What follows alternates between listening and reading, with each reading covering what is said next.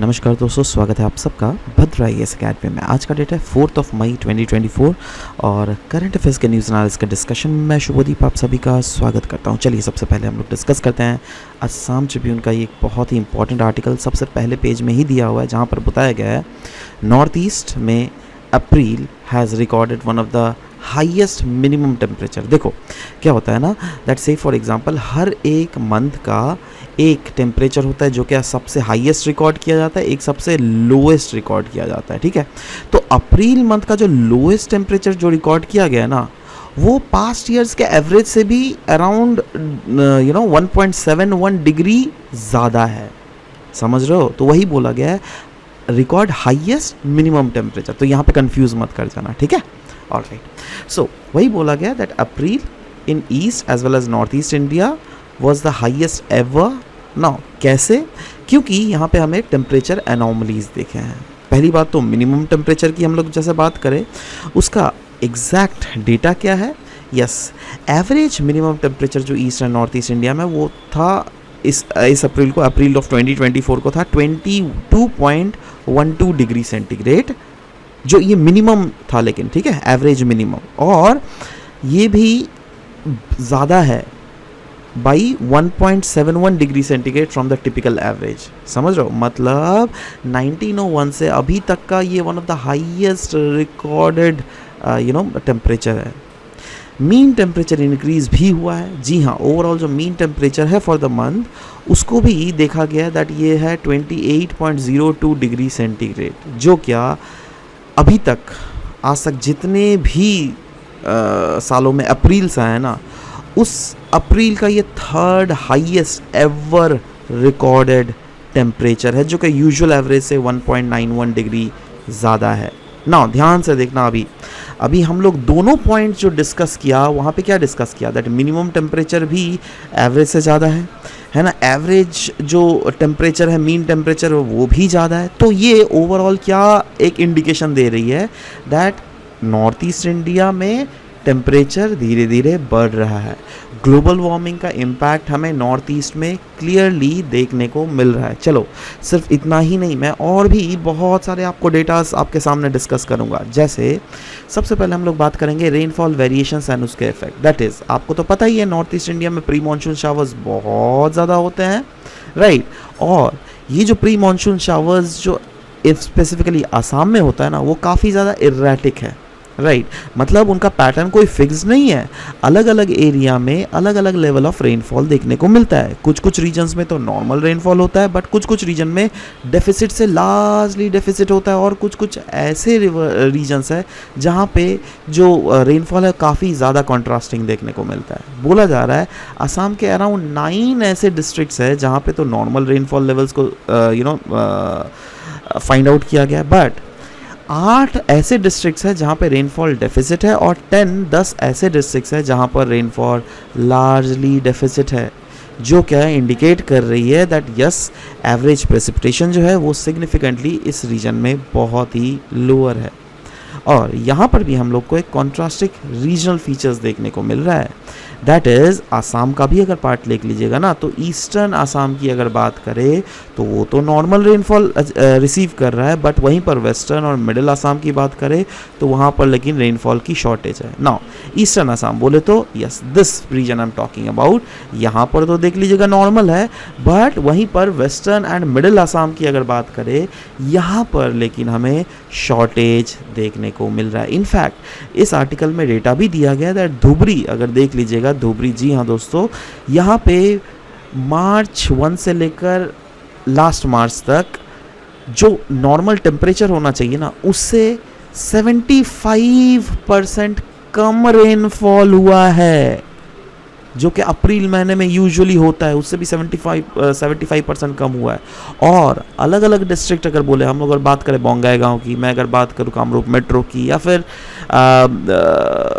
नौगांव की, राइट? तो ओवरऑल इस रीजन्स की मैं बात कर रहा हूँ, राइट? यहाँ पर भी रेनफॉल में हमें डेफिसिट देखने को मिला है। कितना परसेंट? बाई 70%। तो ये एक बहुत बड़ा नंबर है। अगर देखो 5-10% अगर रेनफॉल कम हुआ वो अलग बात है, बट वहीं पर अगर 70% इतना बड़ा अगर डिफरेंस देख रहे हैं तो yes, it is a matter of huge concern, right. और वही बोला गया टेम्परेचर इम्पैक्ट क्या है रेनफॉल वेरिएबिलिटी के ऊपर। तो रीजनल टेम्परेचर डिफरेंसेस की अगर बात करें तो अपर आसाम में कहीं ना कहीं हमको कूल टेम्परेचर ही देखने को मिलता है, राइट। क्यों? क्योंकि यहाँ पे एडिक्वेट रेनफॉल होता है। बट वहीं पर अगर वेस्टर्न आसाम के बारे में बात करें तो वहाँ पे हमें वार्मर कंडीशंस देखने को मिल रही है। क्यों? क्योंकि वहाँ पर सफिशिएंट रेनफॉल ही नहीं हो रहा है। इनफैक्ट अगर रीसेंट टेम्परेचर ट्रेंड देख लीजिएगा, अगर मैं मई की बात करूँ तो यस, कंटिन्यूड हीट हमें देखने को मिला है वेस्टर्न आसाम में, starting from May with high temperature. Western Assam ने कहीं ना कहीं one of the notably highest temperature अभी तक का रिकॉर्ड किया गया है, जिसमें गुवाहाटी में 38 डिग्री सेंटीग्रेड रिकॉर्ड किया है, धुबरी में 37.7 डिग्री सेंटीग्रेड, वहीं पर ग्वालपारा के रीजन्स में एक्सट्रीमली हाई टेम्परेचर हम लोग को देखने को मिल रहा है, राइट। बट कहीं ना कहीं अपर आसाम की बार बार बात बोल रहा हूँ मैं, दैट वहाँ पर लेकिन temperatures are respectively on a stable sense, right. तो यही आर्टिकल के बारे में। नेक्स्ट हम लोग बात करेंगे gender parity in politics. Now ये भी एक बहुत इंपॉर्टेंट आर्टिकल है आसाम ट्रिब्यून का। और एक्चुअली ये आर्टिकल क्यों लिखा गया था पता है?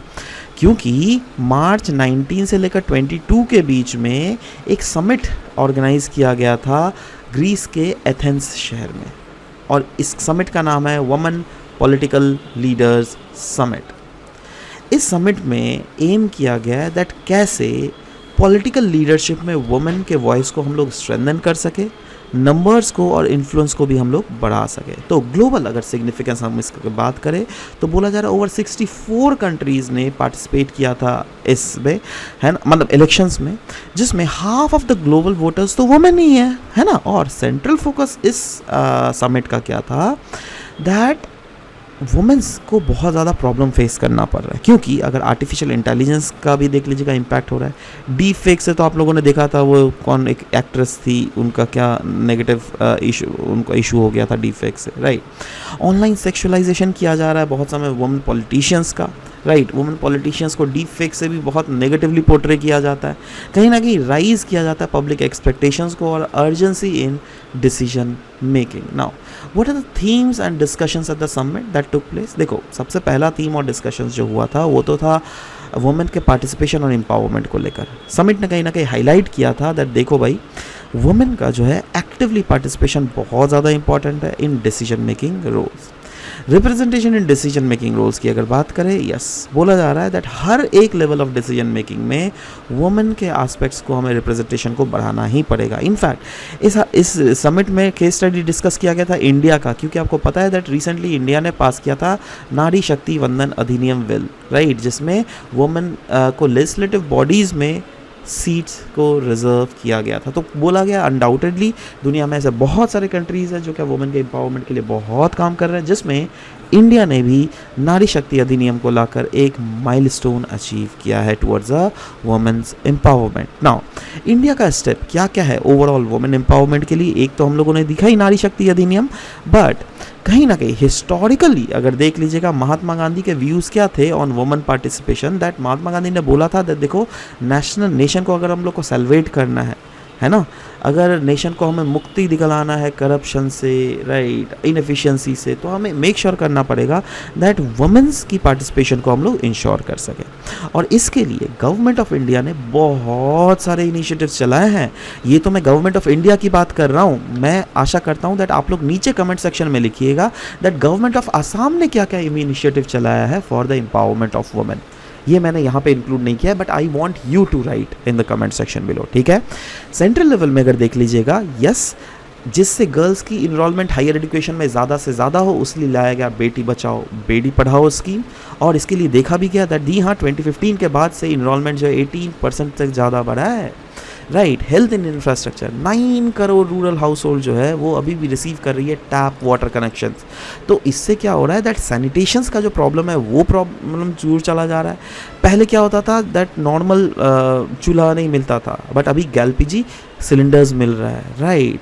अराउंड 12 करोड़ टॉयलेट्स बनाए गए हैं स्वच्छ भारत अभियान के अंडर, राइट। और अगर देखा गया stand up India, startup India, yes उसमें वुमेंस को एक बहुत ही इंपॉर्टेंट फोकस में रखा गया है, क्योंकि अगर पीएम मुद्रा योजना के तहत जो लोन्स दिया जाता है ना एंटरप्रेन्योर्स को, उसमें अराउंड 70% बेनिफिशियरीज पता है कौन है? वो है वुमेन्स। तो इससे क्या दिख रहा है? दैट इससे ये दिख रहा है दैट हमारे देश में इकोनॉमिक एम्पावरमेंट हो रहा है वुमेन का। ग्लोबल रिकॉग्निशन एंड स्टेप्स अगर देख लीजिएगा तो यस बोला जा रहा है G20 समिट कहीं ना कहीं एक्नॉलेज करता है द इंक्लूडेड जेंडर इक्वालिटी और वुमेन एम्पावरमेंट इन न्यू दिल्ली का लीडर्स डिक्लेरेशन। G20 समिट हुआ था ना, उसमें भी कहीं ना कहीं जेंडर इक्वालिटी को प्रमोट किया गया था, वुमेन एम्पावरमेंट को प्रमोट किया गया था। और यही नहीं, 2024 जो रिपब्लिक डे पैराड है उस समय में भी, क्योंकि वुमेन लेड कॉन्टिजेंट्स जो क्या हेड किए जा रहे थे बाई वुमेन्स, वो भी जब किए गए थे, तो ये कहीं ना कहीं दिखा रहा था एक one of the symbolic achievement through India. But there are some challenges which are still being faced by women, in fact those women who are in politics as well। जैसे one of the major challenges the obstacle, that is बोला जा रहा है women जो politicians होता है वो लोग social स्टिग्मा फेस करते हैं, लैक ऑफ एजुकेशन तो होता ही है ज़्यादातर, और कहीं ना कहीं फैमिलियल रिस्पॉन्सिबिलिटीज़ के कारण भी उनका जो रिप्रेजेंटेशन है मेन स्ट्रीम में वो बहुत कम हमें देखने को मिलता है। इनफैक्ट मीडिया में भी उनको अंडर रिप्रेजेंटेशन ही मतलब ज़्यादा रिप्रेजेंट नहीं किया जाता। आप देखोगे कभी भी अगर लेक्चर्स चल रही, कभी भी अगर बहस चल रही है, ज़्यादातर आप देखोगे mails peoples are doing those kind of arguments and all, right, near the media. So what are the proposed solutions?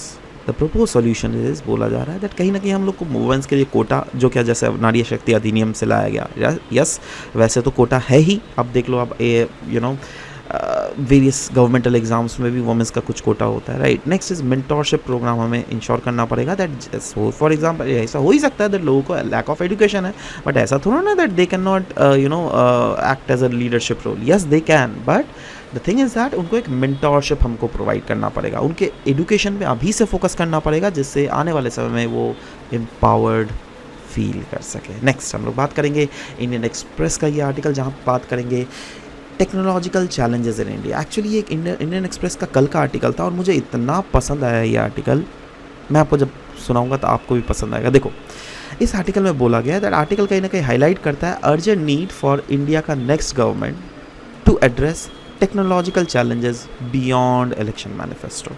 मतलब आने वाले समय में कहीं ना कहीं जो भी नेक्स्ट इलेक्शन के बाद इंडियन गवर्नमेंट चूज़ करके आए, जो भी आए that does not matter, but यहाँ पे बोला जा रहा है दैट जो भी आए उनको एक चीज़ तो ज़रूर करना पड़ेगा, अपने इलेक्शन मैनिफेस्टो से सबसे पहले तो जो भी इंडिया में टेक्नोलॉजिकल चैलेंजेस है ना उसको आप ख़त्म करो। क्योंकि अगर टेक्नोलॉजिकल आस्पेक्ट्स की बात करें तो पूरा वर्ल्ड का स्टेटस क्या है, ग्लोबल इंटरनेट अगर यूजेजेस देख लीजिएगा देन अप्रैल 2024 तक का डेटा में बात बोल रहा हूँ, अराउंड 5 बिलियन से भी ज़्यादा लोग वर्ल्ड वाइड इंटरनेट यूज़ कर रहे हैं, राइट। और टेक्नोलॉजिकल प्रायोरिटाइजेशन अगर देख लीजिएगा तो मेजर इकोनॉमी जैसे चाइना, यूएसए, यूरोप, वो क्या कर रही है, वो एडवांस टेक्नोलॉजी के ऊपर फोकस कर रही है, जैसे आर्टिफिशियल इंटेलिजेंस के ऊपर फोकस कर रही है, machine learning, quantum computing, space sector, ये सब वगैरह, न्यूक्लियर टेक्नोलॉजीज़, इन सब पे फोकस कर रही है। तो अगर दुनिया इन सब पे फोकस कर रही है और हम लोग भी अगर वर्ल्ड सुपर पावर बनना चाहते हैं तो क्या ऐसे बैठे रहने से होगा? नहीं, राइट, हमें भी कुछ करना पड़ेगा। तो वही बोला गया है। इंडिया का स्टेटस अगर देख लीजिएगा टेक्नोलॉजी में तो यस, प्रोजेक्टेड रेवेन्यू अगर देख लीजिएगा बोला जा रहा है दैट आने वाले 5 सालों में हम लोग US डॉलर 300 से 350 बिलियन रेवेन्यू कमाने वाला है। और टेलीकॉम इंडस्ट्री अगर देख लीजिएगा अनडाउटेडली इंडिया का सेकंड लार्जेस्ट टेलीकॉम इंडस्ट्री है, जिसमें 1 बिलियन से भी ज़्यादा सब्सक्राइबर है। मोबाइल मैन्युफैक्चरिंग में देख लीजिएगा तो इंडिया दुनिया का सेकंड लार्जेस्ट मैन्युफैक्चरर है मोबाइल हैंडसेट्स का। स्टार्टअप इकोसिस्टम में देख लीजिएगा अराउंड 110 से भी ज़्यादा यूनिकॉर्न्स हो रहा है। और yes, India is home to third largest startup ecosystem. Artificial intelligence की एडॉप्शन की बात करें तो यस, इंडिया अगेन लीड कर रहा है इन आर्टिफिशियल इंटेलिजेंस का एडॉप्शन, जिसमें 70% के साथ साथ इंडिया बढ़ रहा है। और जापान को भी आउटपेस हम लोगों ने कर दिया। जापान में जो आर्टिफिशियल इंटेलिजेंस का एडॉप्शन है ना वो 24% है, बट यहाँ पर 70%, सो विच इज़ ह्यूज, राइट। सो अब देखो, ये तो सेक्टर्स है जो कि अनडाउटेडली इंडिया के टेक्नोलॉजी सेक्टर को आगे बढ़ा रही है, बट सिर्फ यही सेक्टर नहीं, कुछ कुछ ऐसे भी है जो कि इंटरनल सब सेक्टर्स जिसको बोल सकते हैं, जैसे IT BPO जिसका तो प्रोपोर्शन सबसे ज़्यादा 60% है ना। वैसे ही ई कॉमर्स सेक्टर में हम लोग बहुत ज़्यादा आगे बढ़ रहे हैं। ई कॉमर्स मतलब क्या, आप जो अमेजोन फ्लिपकार्ट से मंगाते हो वही ना। तो अगेन अगर आप वो भी यूज़ करके अगर मंगा रहे हो, then also you are using internet, then you are becoming a part of technology, right. Next is fintech and digital finance की अगर बात करें तो यस, वो भी एक्सपेक्ट किया जा रहा है that it will also be growing by $150 billion. Edtech की अगर बात करें, yes, India is position second largest e learning market. Clean and renewable energy की बात करें, अगेन इंडिया रैंक करता है 4th in global in total renewable power capacity addition. और स्पेस सेक्टर की अगर बात करें, यस, हम 2 से लेकर 3% of the global space economy is contributed by India. तो आप खुद सोचो, इंडिया की टेक्नोलॉजी तो इन सब सेक्टर से भी बहुत ज़्यादा इन्हांस हो रही है ना, बट कुछ कुछ चीज़ें चैलेंजेस अभी भी है। जैसे इस टेक्नोलॉजी पॉलिसी कहीं ना कहीं इंडिया के कैपेसिटी को लिमिट करता है, तो हमें टेक्नोलॉजी पॉलिसीज़ को फ्रेम आउट करने की ज़रूरत है। कहीं ना कहीं ग्लोबल कंपटीशन बहुत ज़्यादा है चाइना, US, यूरोपियन कंट्रीज़ के साथ, राइट। और एक डिस्पैरिटी अभी भी है, दैट इज़ बोला, हम लोग बहुत समय बोलते हैं ना अर्बन रूरल गैप, यस, वो एग्जिस्ट ज़रूर से कर रहा है। स्किल्ड प्रोफेशनल्स का तो शॉर्टेज है ही, बट कहीं ना कहीं रिसर्च एंड डेवलपमेंट भी सरकार ज़्यादा खर्चा नहीं करना चाहती है, तो इसलिए बोला गया है लोअर इन्वेस्टमेंट हमें इस सेक्टर में भी देखने को मिल रहा है। साइबर सिक्योरिटी के इश्यूज भी बहुत ज़्यादा राइज हो रहे हैं, और there is absence of comprehensive legislation जो क्या रेगुलेट कर सके आर्टिफिशियल इंटेलिजेंस को। तो क्या गवर्नमेंट इनिशिएटिव्स है टेक्नोलॉजी सेक्टर को आगे बढ़ाने के लिए? यस, इंडिया का सेमीकंडक्टर मिशन तो आपको पता ही है जो कि लॉन्च हुआ था 2021 को। इसका एम क्या था, दैट जो भी सस्टेनेबल सेमीकंडक्टर डिवाइस, मतलब सस्टेनेबल सेमीकंडक्टर इकोसिस्टम क्रिएट किया जा सके इंडिया में, राइट। इंडिया का AI mission that is over 10,000 crore से भी ज़्यादा एलोकेट किया गया, जिससे प्रमोट किया जाए AI लीडरशिप और एथिकल डिप्लॉयमेंट। डिजी लॉकर एक बहुत इंपॉर्टेंट माइलस्टोन है जो कि एक सिक्योर्ड प्लेटफॉर्म है जिसमें आप, हम और हम सब स्टोर, शेयर और वेरीफाई कर सकते हैं ऑनलाइन डॉक्यूमेंट्स। वैसे ही आता है यूनिफाइड पेमेंट इंटरफेस, राइट, जो कि फैसिलिटेट करता है instant money transfer between banks account via smartphones. Missions on advanced and high impact research that is माहिर, इसके भी बारे में शायद आप लोगों ने पढ़ा ही होगा, जिसका फोकस है on research acceleration in the power sector. साथ ही साथ power link production link incentive scheme जो क्या सेमीकंडक्टर इलेक्ट्रॉनिक मैन्युफैक्चरिंग में भी गवर्नमेंट ऑफ इंडिया के द्वारा प्रोवाइड किया जाता है। और national superconducting mission are also one of the few examples जो क्या इनिशिएटिव्स है जिससे क्या गवर्नमेंट आगे बढ़ना चाहती है इस टेक्नोलॉजी सेक्टर में। बट इस आर्टिकल में कुछ कुछ वे फॉरवर्ड पॉइंट्स भी दिए गए थे दैट इंडिया के टेक्नोलॉजी एडवांसमेंट में हम लोग क्या कर सकते हैं। यस, R&D को तो इंक्रीज़ करेंगे ही, बट साथ ही साथ हमें प्राइवेट सेक्टर को इंकरेज करना पड़ेगा दैट आप भी पार्टिसिपेट करो, क्योंकि प्राइवेट सेक्टर अगर पार्टिसिपेट करेगी तो उनमें ज़्यादा एफिशिएंसी भी आता है और अनडाउटेडली उसमें ज़्यादा प्रॉफिटेबिलिटी भी हमें देखने को मिलता है। Technological driven overall, that is बोला जा रहा है दैट जो भी टेक्नोलॉजिकल डिपार्टमेंट पहले से एग्जिस्ट कर रही है उनको हमें मॉडर्नाइज करने की ज़रूरत है ना। जो हमें ऑब्सलीट जो भी इंस्ट्रूमेंट्स है या फिर टेक्नोलॉजीज़ हैं उनसे हमको बढ़कर थोड़ा मॉडर्न टेक्नोलॉजिकल डिपार्टमेंट्स को बनाना पड़ेगा, जिससे टेक्नोलॉजिकल यूजेज जो है वो ज़्यादा से ज़्यादा इन्हांस किया जा सके। और स्ट्रैटेजिक इंटरनेशनल पार्टनरशिप के बारे में बात की जा रही है, क्योंकि हम लोग को तो जानते हैं ना दैट बहुत सारे देश हैं जो कि हमसे टेक्नोलॉजी में बहुत ज़्यादा आगे हैं, जैसे US, बहुत सारी यूरोपियन कंट्रीज़ भी है। तो क्यों ना हम उनसे सीखें, क्यों ना हमारी मिनिस्ट्री ऑफ जो साइंस एंड टेक्नोलॉजी है उनके पास में जाकर कुछ कोलाबोरेट करे, MOU साइन करे, ओवरऑल एक ऐसा स्ट्रैटेजिक इंटरनेशनल पार्टनरशिप हम लोग जिससे क्या उनसे भी हम लोग सीख सके और जिससे क्या फ्यूचर में भी वो भी हमसे कुछ फ़ायदा ले सके, right. AI and rural development, yes, कहीं ना कहीं AI कियोस्क को सेटअप करने की ज़रूरत है जिससे हम लोग सपोर्ट कर सके रूरल